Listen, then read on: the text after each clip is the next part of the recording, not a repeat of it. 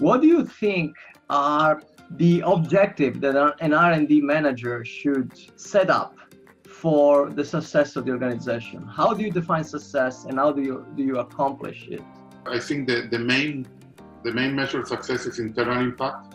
So basically how you improve the products of the company. That may imply, for example, increasing the number of users, increasing the revenue.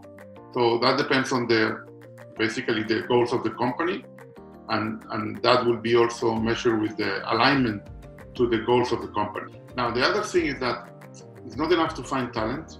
I think that's very important. You need to find talent, but also you need to find people that can work together. You can have like one crazy person to destroy a research lab. So for me, the social part is very important, and that means, for example, bringing people that not only is brilliant, but also that they can work well in a team, that they don't have any personal issues, and then you discover things in the way that are obvious, but for me they were interesting. For example, if you have people from many countries, it's very good to have at least two that they speak the same language, because in any case, when they have a problem, they have someone to talk to, because they go to talk to a friend first, not to their manager. I think there are more problems than people in any company.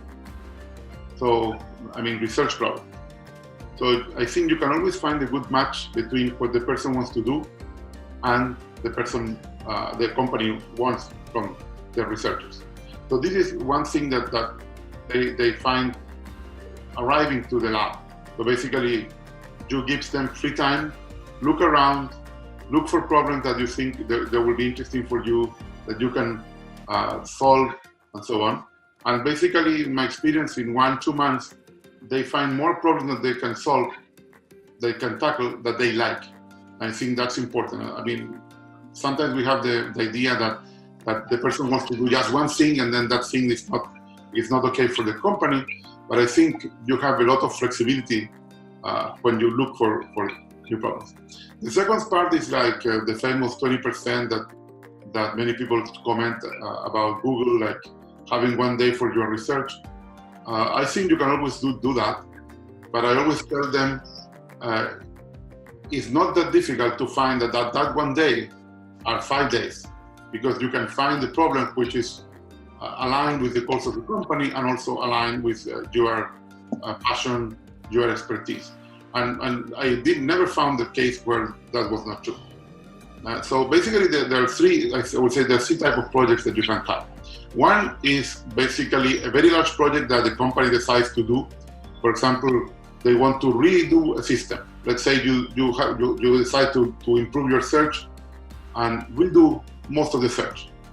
The second kind of project is a project that basically happen because you scout inside the company looking for things that you can improve.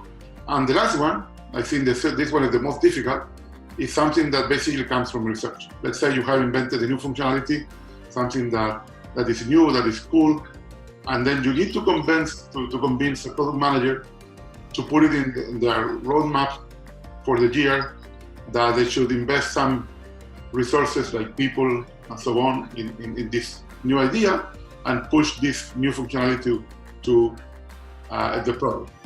This is the hardest one because basically sometimes the product manager is not interested. Many times it's interested, but they don't have enough resources, or they don't have time because they have to deliver things earlier.